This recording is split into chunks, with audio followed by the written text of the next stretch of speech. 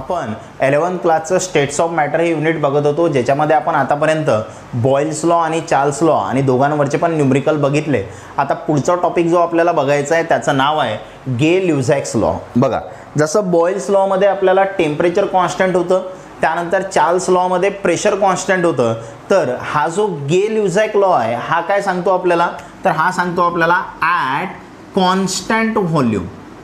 Constant volume म्हणजे याच्यामध्ये काय कॉन्स्टंट आहे, व्हॉल्यूम कॉन्स्टंट आहे. At constant volume pressure of pressure आपण दाखवलं समजा P न, बरोबर. Pressure of fix amount of gas, fix amount of gas, pressure of fix amount of gas is directly proportional. हे डायरेक्टली प्रोपोर्शनल आहे कशाला, टू द किंवा to its absolute temperature, to its absolute temperature. काय सांगितलं पहा, तर volume जर constant असेल म्हणते, तर काय म्हणते, pressure of fix amount of gas, म्हणजे तुमच्याजवळ काहीतरी गॅस आहे आणि त्याची अमाऊंट फिक्स आहे, मास फिक्स आहे, बरोबर. तर त्याचं जे प्रेशर आहे ते डायरेक्टली प्रोपोर्शनल आहे म्हणते. कोणाला डायरेक्टली प्रोपोर्शनल आहे, to its absolute temperature. Absolute temperature समजा आपण T ने दाखवलं. ॲब्सोल्यूट म्हणजे जे टेम्परेचर तुम्हाला केल्विनमध्ये मोजायचं आहे, बरोबर. म्हणजे मॅथमॅटिकली काय लिहू शकतो आपण, मॅथमॅटिकली वी कॅन राईट काय लिहू शकतो आपण, तर प्रेशर जे आहे गॅसचं हे डायरेक्टली प्रोपोर्शनल आहे म्हणते ना. गॅसचं जे प्रेशर आहे हे डायरेक्टली प्रोपोर्शनल आहे कोणाला, टेम्परेचरला, आणि टेम्परेचर पण कोणाचं, गॅसचं, बरोबर. टू इट्स ॲब्सोल्यूट टेम्परेचर असं म्हटलं आपण. मग काय करतो मी इथं, हे जे प्रेशर आहे हे कॉन्स्टंट व्हॉल्यूमवरती आहे. आता प्रोपोर्शनॅलिटीचं साईन काढलं, तिथं आपण इक्वलचं साईन दिलं, तिथं एक कॉन्स्टंट आला समजा, त्याला म्हटलं मी K3 आणि पुढे काय आहे टेम्परेचर T. मग आता व्हेअर K3ला काय म्हणणार आपण, व्हेअर K3 इज काय असते, प्रोपोर्शनॅलिटी कॉन्स्टंट. काय म्हणतो याला आपण, proportionality constant. K3 is proportionality constant. मग आपण याच इक्वेशनला कशा पद्धतीनं लिहू शकतो पहा, हा जर T मी इकडे शिफ्ट केला तर काय होईल, P/T is equals to K3. म्हणजेच P/T, K3 काय आहे तुमचा, कॉन्स्टंट आहे. मग कॉन्स्टंट जर असेल तर दोन केसेससाठी लिहायचं असेल तर आपण कसं लिहित असतो, P1/T1, बरोबर. जसं आपण आधी P1 V1 लिहिलं होतं बॉयल्स लॉमध्ये, तसं P1/T1 इज इक्वल टू काय भेटते आपल्याला, P2/T2 असं भेटेल, बरोबर. कारण बघा P1/T1 काय होईल, कॉन्स्टंट होईल, बरोबर. त्यानंतर जर P2/T2 काढला तर हा पण काय होईल, कॉन्स्टंट. आणि दोन्ही जर कॉन्स्टंट आहेत म्हणजे दोन्ही इक्वल आहेत, P1/T1 इज इक्वल टू काय झालं, P2/T2. तर हा झाला तुमचा गे ल्युझॅक्स लॉ. तर गे ल्युझॅक्स लॉ कुठं आहे, तर हा आहे ॲट कॉन्स्टंट व्हॉल्यूम. आणि कॉन्स्टंट व्हॉल्यूम काय असते, जे गॅसचं प्रेशर आहे, फिक्स अमाऊंट गॅस आहे, त्याचं जे प्रेशर आहे हे डायरेक्टली प्रोपोर्शनल आहे कोणाला, टेम्परेचरला. डायरेक्टली प्रोपोर्शनलचा अर्थ काय होते, जर तुम्ही टेम्परेचर वाढवलं तर गॅसचं प्रेशर पण काय होणार आहे, वाढणार आहे, बरोबर. जर टेम्परेचर वाढवलं तर प्रेशर पण काय होणार आहे, गॅसचं वाढणार आहे. याला म्हणतो आपण डायरेक्ट रिलेशन. तर हा झाला आपला गे ल्युझॅक्स लॉ. आणि याच्यामध्ये जर तुम्ही ग्राफ प्लॉट केला, बरोबर, जर तुम्ही ग्राफ प्लॉट केला कशाचा, कोणासोबत, तर प्रेशरचा टेम्परेचर सोबत जर तुम्ही ग्राफ प्लॉट केला डिफरंट व्हॉल्यूमसाठी, बरोबर. बघा, तर आपण वेगवेगळे इकडे घेतला आपण प्रेशर आणि इकडे काय घेतला आपण, टेम्परेचर. तर प्रेशर घेतलेला आहे आपण ATM मध्ये समजा, आणि जो टेम्परेचर आहे तो कशामध्ये आहे, केल्विनमध्ये. आणि जेव्हा तुम्ही हा ग्राफ प्लॉट करणार तेव्हा तुम्हाला अशा लाईन्स दिसतील, ह्या अशा वेगवेगळ्या लाईन्स दिसतील, बरोबर. आणि ह्या ज्या वेगवेगळ्या लाईन्स आहेत ह्या कोणाच्या लाईन्स आहेत, तो व्हॉल्यूमच्या. तर हा व्हॉल्यूम आहे तुमचा V1, हा आहे V2, हा आहे V3 आणि हा आहे V4, बरोबर. अशा वेगवेगळे व्हॉल्यूम आहेत आपल्याजवळ, त्यांचा प्रेशरचा टेम्परेचरसोबत आपण ग्राफ प्लॉट केला. आणि याच्यामध्ये हा V1 सर्वात छोटा आहे, नंतर V2, नंतर V3 आणि नंतर काय आहे, V4, म्हणजे V4 सर्वात मोठा आहे. आणि अशा पद्धतीनं तुम्हाला ग्राफ भेटेल. आणि हा जो पॉईंट आहे या पॉईंटला 0,0 म्हणणार आपण. 0,0 का, तर या पॉईंटवरती प्रेशर पण 0 असेल आणि टेम्परेचर पण काय असेल, 0. मग 0 प्रेशर आणि टेम्परेचर जर 0 असेल तर व्हॉल्यूम किती असेल. जर तुम्ही या ग्राफला एक्स्ट्रापोलेट केलं म्हणजे काय, तुमच्यावर व्हॅल्यू नाही आहे पण तुम्ही एक याला या लाईनला जर मागे असं आणलं तुम्ही तर हे लाईन कुठं जाणार, इथं ओरिजिनमध्ये. या लाईनला जर तुम्ही मागे आणलं तर हे लाईन पण कुठं जाणार, ओरिजिनमध्ये. या लाईनला मागे आणलं तर हे लाईन पण कुठं जाणार, ओरिजिनमध्ये. आणि या लाईनला मागे आणलं तर हे लाईन पण कुठं जाणार, ओरिजिनमध्ये. तर हा जो पार्ट आहे याला म्हणतो आपण एक्स्ट्रापोलेशन. काय म्हणतो याला, एक्स्ट्रापोलेशन. तर ह्या व्हॅल्यू तुम्हाला माहीत नाही आहेत, पण तुम्ही त्याला एक्स्ट्रापोलेट केलं म्हणजे काय, समजा असं कन्सिडर करा हे लाईन अशी स्ट्रेट येत होती, मग तुम्ही इथं समोर काय ठेवली, स्केल ठेवली आणि याला असं पुढे एक्स्ट्रापोलेट केलं, पण ह्या व्हॅल्यू तुम्हाला माहीत नाही आहेत. म्हणजे जर प्रेशर आणि टेम्परेचर दोन्ही जर 0 झाले तर व्हॉल्यूम पण काय होणार, 0 होणार, असं आपल्याला एक्स्ट्रापोलेशन केल्यावर समजते. तर हा ग्राफ झाला प्रेशरचा टेम्परेचर सोबत. आणि आपण काय म्हणणार, the graph of pressure of gas in ATM against temperature of gas in Kelvin is called as किंवा is known as isocover. याला काय म्हणतो आपण, आयसोकोवर म्हणतो, बरोबर. तर आयसोकोवर काय, तर हा ग्राफ आहे कोणाचा, प्रेशरचा टेम्परेचर सोबत. तेव्हा तुम्हाला अशा स्ट्रेट लाईन भेटतात व्हॉल्यूमच्या, त्याला आपण स्ट्रेट लाईन ज्या आहेत त्या कशाला आहेत, आयसोकोवर म्हणतो आपण त्याला. म्हणजे काय, the graph when we plot graph of pressure in ATM of gas versus temperature in Kelvin, then we obtain a straight line and this is called as isocover. त्याला काय म्हणतो आपण, आयसोकोवर म्हणतो, बरोबर. म्हणजे आपल्याकडे 3 झाले. एक होता आपल्याजवळ आयसोथर्म, बरोबर. दुसरं होतं आपल्याजवळ आयसोबार आणि तिसरं आपल्याला काय भेटलं, आयसोकोवर, बरोबर. 3 लॉ मध्ये आपल्याला 3 भेटले, बरोबर. 3 लॉ मध्ये 3. मग आता परत एकदा मी हे सांगतो. तर आयसोथर्ममध्ये काय होतं, तर आयसोथर्ममध्ये आपण काय केलं होतं, तर प्रेशरचा व्हॉल्यूम सोबत ग्राफ होता. प्रेशर आणि व्हॉल्यूम होतं. पहिल्या लॉमध्ये, बॉइल्स लॉमध्ये आपल्याला आयसोथर्म भेटलं कारण त्याच्यामध्ये टेम्परेचर कॉन्स्टंट होतं. आयसोबार म्हणजे प्रेशर कॉन्स्टंट आहे आणि प्रेशर कॉन्स्टंट असेल तर याच्यामध्ये कोणाचा ग्राफ भेटला होता आपल्याला, तर इथं होतं टेम्परेचर आणि व्हॉल्यूम आणि टेम्परेचरचा ग्राफ जो होता त्याला आपण आयसोबार म्हटलं होतं कारण प्रेशर कॉन्स्टंट होतं. आणि आयसोकोवरमध्ये कोणाचा ग्राफ भेटला, तर प्रेशर अँड टेम्परेचरचा ग्राफ भेटला आणि याच्यामध्ये व्हॉल्यूम काय आहे, कॉन्स्टंट आहे, बरोबर. मग हा झाला गेल-ल्यूझॅक लॉ. आता पुढे जो बघायचा आपल्याला पुढचा लॉ, त्याचं नाव आहे अवॅगॅड्रो लॉ. अवॅगॅड्रो लॉ. मग आता आपल्याला अवॅगॅड्रो लॉ काय सांगतो, तर जे डॉल्टन्स ॲटॉमिक थेरी होती बघा, त्याच्या आधी आपण बघू, इथं हेडिंग टाकतो मी, अवॅगॅड्रो लॉ. बघा, तर हे जे अवॅगॅड्रो नावाचे सायंटिस्ट होते यांनी काय केलं, जे डॉल्टन्स ॲटॉमिक थेरी होती आणि जो गेल-ल्यूझॅक लॉ होता यांना कंबाईन केलं आणि एक स्टेटमेंट दिलं, एक नवीन लॉ दिला, त्याला म्हटलं अवॅगॅड्रो लॉ. म्हणजे अवॅगॅड्रो लॉ त्यांना जे डॉल्टन ॲटॉमिक थेरी आहे आणि गेल-ल्यूझॅक लॉ आहे यांना कंबाईन केल्यावरती भेटला. आणि त्यांचं म्हणणं काय होतं, तर त्यांचं म्हणणं होतं इक्वल व्हॉल्यूम ऑफ गॅस, म्हणजे गॅसचा जर तुमच्याकडे इक्वल व्हॉल्यूम असेल, इक्वल व्हॉल्यूम ऑफ गॅस, बरोबर, ॲट कॉन्स्टंट, आणि कॉन्स्टंट काय घेतलं, at constant pressure and temperature, at constant pressure and temperature contains equal number of molecules. हे त्याचं स्टेटमेंट आहे, बरोबर. Equal volume of different gases असं म्हटलं तरी चालते, बरोबर. Equal volume of different gases at constant pressure and temperature. म्हणजे तुमच्याजवळ वेगवेगळे गॅसेस आहेत पण त्यांचा व्हॉल्यूम कसा आहे, इक्वल आहे. तर त्यांच्यामध्ये काय असते, content equal number of molecules.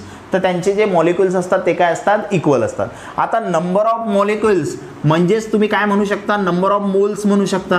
कारण नंबर ऑफ मोल्स काय सांगतात आपल्याला, तर नंबर ऑफ मोल्स म्हणजे मोल हा शब्द मॉलिक्युल्स पण इंडिकेट करते, म्हणजे पार्टिकल्स इंडिकेट करते, बरोबर. तर आपल्याला अवॅगॅड्रो लॉ काय सांगते, जो व्हॉल्यूम आहे मॅथमॅटिकली जर आपण याला लिहिलं तर कसं लिहिणार आपण, मॅथमॅटिकली कसं लिहिणार, जो व्हॉल्यूम आहे हा डायरेक्टली प्रोपोर्शनल आहे कोणाला, नंबर ऑफ मोल्सला. नंबर ऑफ मोल्स म्हणजेच काय, इथं नंबर ऑफ मॉलिक्युल्स, बरोबर. मग हा नंबर ऑफ मॉलिक्युल्सला म्हणजे नंबर ऑफ मोल्सला काय आहे, डायरेक्टली प्रोपोर्शनल आहे असं आपण म्हटलं. मग आपण एक प्रोपोर्शनॅलिटीचं साईन काढलं, इथं कोणतं साईन दिलं, इक्वलचं साईन. तर तिथं एक कॉन्स्टंट येणार, त्या कॉन्स्टंटला म्हणतो मी K4 आणि पुढे काय आहे, N. व्हेअर K4ला काय म्हणणार आपण, व्हेअर K4 काय आहे, इज प्रोपोर्शनॅलिटी कॉन्स्टंट. K4ला काय म्हणतो आपण? Proportionality constant. मग यालाच तुम्ही असं लिहू शकता, हा n जर इकडे शिफ्ट केला तर काय होणार? V/n इज इक्वल टू काय झाला? K4. V/n काय झाला? K4. म्हणजेच V/n काय झाला? कॉन्स्टंट. आणि जर V/n कॉन्स्टंट झाला आणि दोन केसेससाठी जर आपल्याला लिहायचं असेल तर कसं लिहिणार आपण?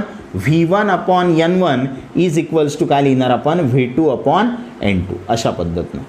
तर काय सांगितलं की equal volume of different gases at constant temperature and pressure. म्हणजे टेम्परेचर आणि प्रेशर कॉन्स्टंट आहे आणि तुमच्या गॅसचा इक्वल व्हॉल्यूम आहे प्रत्येकाचा, तर त्याच्यामध्ये इक्वल नंबर ऑफ मॉलिक्युल्स असतात, म्हणजेच इक्वल नंबर ऑफ मोल्स असतात. हा n काय इंडिकेट करते इथं? नंबर ऑफ मोल्स इंडिकेट करते. कोणाचे? गॅस. बरोबर. नंबर ऑफ मोल्स कोणाचे इंडिकेट करते? गॅसचे. म्हणजे कसं बघा, समजा तुमच्याकडे आपण असं म्हणू, आपल्याकडे वेगवेगळे गॅसेस आहेत. म्हणजे आपल्याजवळ समजा सर्वात आधी आहे ऑक्सिजन गॅस आहे. समजा oxygen gas O2 gas at 1 atm pressure and 0 degree Celsius temperature. बरोबर. ऑक्सिजन गॅस आहे 1 atm प्रेशरवरती आणि 0 डिग्री सेल्सिअस टेम्परेचरवरती. दुसरा आहे आपल्याजवळ क्लोरीन गॅस आहे आणि हा पण कुठं आहे? At 1 atm pressure and 0 degree Celsius temperature. त्यानंतर तिसरा आहे आपल्याजवळ निऑन गॅस आहे. समजा neon gas at 1 atm pressure and 0 degree Celsius temperature. बरोबर. आणि चौथा आहे आपल्याजवळ मिथेन गॅस. मिथेन गॅस आहे, methane gas at 1 atm pressure and 0 degree Celsius temperature. बरोबर. मग आता यांचं बघा, टेम्परेचर 1 atm 0 डिग्री सेल्सिअस, म्हणजे pressure 1 atm, temperature 0 degree Celsius. या सर्वांमध्ये हे सारखंच दिसत आहे तुम्हाला. म्हणजे टेम्परेचर आणि प्रेशर काय? कॉन्स्टंट आहे. आणि equal volume of different gases at constant pressure and temperature content equal number of molecules. तर यांचे जे मॉलिक्युल्स आहेत ते मॉलिक्युल्स काय आहेत? इक्वल आहेत. आता बघा, तर याच्यामध्ये जर मॉलिक्युल्स बघितले आपण तर इथं O2 गॅसचे किती मॉलिक्युल आहेत? तर 6.022 इंटू 10⁻23 मॉलिक्युल्स आहेत. कोणाचे मॉलिक्युल्स आहेत? Molecules of O2. 6.022 10⁻23 molecules of O2. इथं काय आहे? 6.022 इंटू 10⁻23 मॉलिक्युल्स ऑफ Cl2. त्यानंतर इथं काय आहे? तर इथं आहे 6.022 इंटू 10⁻23 मॉलिक्युल्स ऑफ कोणाचे? Ne म्हणजे निऑन. बरोबर. त्यानंतर इथं काय दिसत आहे आपल्याला? 6.022 इंटू 10⁻23 मॉलिक्युल्स ऑफ कोणाचे? मिथेन. बरोबर. आणि एवढे मॉलिक्युल झाले तर प्रत्येकाचा बघा, टेम्परेचर प्रेशर कॉन्स्टंट आहे तर नंबर ऑफ मॉलिक्युल्स प्रत्येकामध्ये सारखे आहेत. किती असतात? 6.022 इंटू 10⁻23. आणि या सर्वांचा जो व्हॉल्यूम आहे तो किती आहे? तो आहे 22.414. बरोबर. लिटर. किती आहे व्हॉल्यूम? 22.414 लिटर. याचा पण व्हॉल्यूम किती असेल? 22.414 लिटर. याचा पण व्हॉल्यूम किती असेल? 22.414 लिटर. आणि याचा पण व्हॉल्यूम किती असेल? 22.414 लिटर. बघा, तर या प्रत्येकाचे जर टेम्परेचर आणि प्रेशर जर कॉन्स्टंट असेल तर त्याचे जर इक्वल व्हॉल्यूम घेतले आपण तर त्या प्रत्येक डिफरंट गॅसेस आहेत. बघा, डिफरंट गॅसेस आहेत पण त्याचे व्हॉल्यूम कसे आहेत? इक्वल आहेत. तर त्याच्यामध्ये इक्वल नंबर ऑफ मॉलिक्युल्स पण आहेत. तर बघा, याच्यामध्ये पण एवढे मॉलिक्युल आहेत 6.022 10⁻23. याच्यामध्ये पण तेवढेच आहेत, याच्यामध्ये पण तेवढेच आहेत, याच्यामध्ये पण तेवढेच आहेत. बरोबर. म्हणजे टेम्परेचर आणि प्रेशर जर कॉन्स्टंट असेल तर गॅसचे जे इक्वल व्हॉल्यूम असतात ते इक्वल नंबर ऑफ मोल्स काय करतात? कंटेन करतात. बरोबर. तर हे आपल्याला समजलं इथं. आणि हे जे 6.022 10⁻23 आहे यालाच काय म्हणतो आपण? तर याला म्हणतो आपण अव्हॅगॅड्रो नंबर. काय म्हणतो याला आपण? अव्हॅगॅड्रो नंबर. याला म्हणतो आपण अव्हॅगॅड्रो नंबर. 6.022 इंटू 10⁻23 म्हणजे काय असते? अव्हॅगॅड्रो नंबर असते. मग आता याच्यानंतर तुम्हाला STP कशाला म्हणतात ते माहीत पाहिजे. याच्यानंतरचा जो टॉपिक बघायचा आपल्याला तो काय? STP. आता STP म्हणजे काय? तर STP म्हणजे होते स्टँडर्ड टेम्परेचर अँड प्रेशर. STPचा अर्थ काय होतो? Standard temperature and pressure. STP. S म्हणजे काय आहे? स्टँडर्ड. त्यानंतर T म्हणजे काय आहे? Temperature, standard temperature. आणि P म्हणजे काय आहे? तर P म्हणजे आहे pressure. Standard temperature and pressure. मग आता हे स्टँडर्ड टेम्परेचर अँड प्रेशर IUPACनं किती सांगितलेलं आहे, बरोबर. IUPAC international union of pure and applied chemistry यांनी काय सांगितलेलं आहे, तर यांनी सांगितलेलं आहे जे स्टँडर्ड टेम्परेचर आहे ते आहे 0 डिग्री सेल्सिअस आणि जे स्टँडर्ड प्रेशर आहे ते आहे 1 बार. किती आहे, 1 बार. आणि टेम्परेचर 0 डिग्री सेल्सिअस आहे म्हणजेच किती, तर 273.15 केल्विन असं म्हणतो आपण. आणि 1 बार म्हणजे किती, तर 1 बार म्हणजे किती असते, 1.013 काय असते, ATM. 1.013 ATM. तर हे IUPACची हे जे म्हणजे IUPACनं आपल्याला जे STPची कंडिशन सांगितलेली आहे स्टँडर्ड टेम्परेचर आणि प्रेशरची, तर हे न्यू कंडिशन आहे, बरोबर. न्यू कंडिशन जे सध्या सांगितलेली आहे. आता ओल्ड कंडिशन काय होती, म्हणजे सुरुवातला काय सांगितलं होतं, तर सुरुवातला IUPAC काय म्हणत होती, तर सुरुवातला IUPACचं म्हणणं होतं की टेम्परेचर 0 डिग्री सेल्सिअस म्हणजेच 273.15 केल्विन आणि जे प्रेशर आहे ते होतं 1 ATM. तर हे जे आहे हे STPची ओल्ड कंडिशन आहे. STPची कोणती कंडिशन आहे, ओल्ड कंडिशन. मग याच्यामध्ये तुम्हाला व्हॉल्यूमच्या 2 वेगवेगळ्या व्हॅल्यू भेटतात. जर तुम्ही इथं व्हॉल्यूम जर बघितला या कंडिशनसाठी किती आहे, 22.414 आणि याच्यासाठी किती आहे 20. याच्यासाठी जो व्हॉल्यूम आहे तो किती आहे 22.7 आणि कशामध्ये आहे, हा लिटरमध्ये. हा पण कशामध्ये आहे, लिटरमध्ये, बरोबर. तर हा दोघांमधला फरक आहे. तर व्हॉल्यूमच्या ज्या कंडिशन आहेत तर ओल्ड कन्व्हेन्शन होतं 1 ATM 0 डिग्री सेल्सिअस STP आणि न्यू कन्व्हेन्शन किंवा न्यू कंडिशन काय सांगते की टेम्परेचर 0 डिग्री सेल्सिअस आणि प्रेशर किती आहे 1 बार एवढं प्रेशर आहे. तर ह्या झाल्या STPच्या condition, old condition, new condition. आता याच्यानंतर आपल्याला काय करायचं आहे, मोलार मास आणि डेन्सिटीमध्ये काय रिलेशन आहे ते सांगायचं आहे. Relation between molar mass and density. पुढे कोणता टॉपिक बघायचा आपल्याला, रिलेशन बिटवीन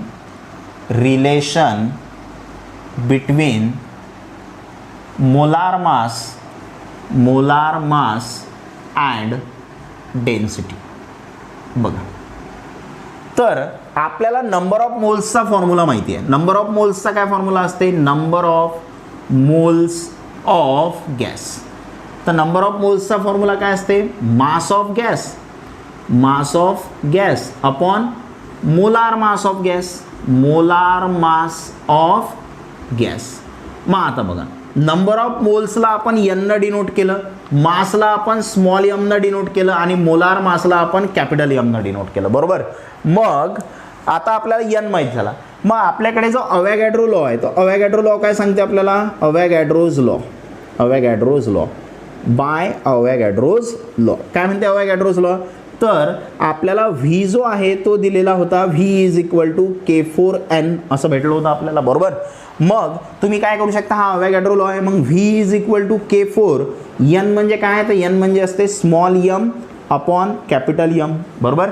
मग हा कॅपिटल M इकडे शिफ्ट करतो, V इकडे शिफ्ट करतो, म्हणजे capital M is equal to K4 small m upon V.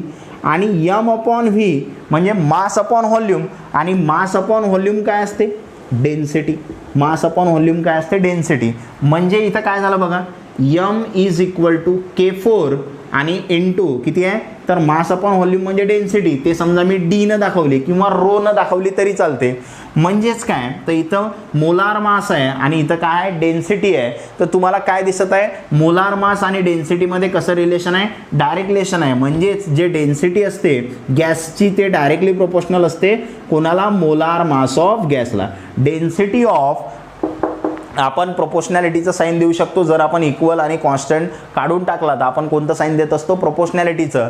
तर density of gas is directly proportional to the molar mass of gas. This is the relation between molar mass and density of gas. ठीक आहे. तर सर्वात आधी आपण number of mole सांगितलं, mass of gas upon molar mass of gas. हे तुम्ही mole concept नावाचं चॅप्टर आहे किंवा some basic concept in chemistry, त्याच्यामध्ये हा फॉर्म्युला आहे नंबर ऑफ मोल्सचा, mass of gas upon molar mass of gas. मग आपण म्हणजे नंबर ऑफ मोल्सला एननं दाखवलं, मासला स्मॉल एमनं आणि मोलार मासला कॅपिटल एमनं. मग अवॅगॅड्रो लॉ होता आपला V is equal to K4n.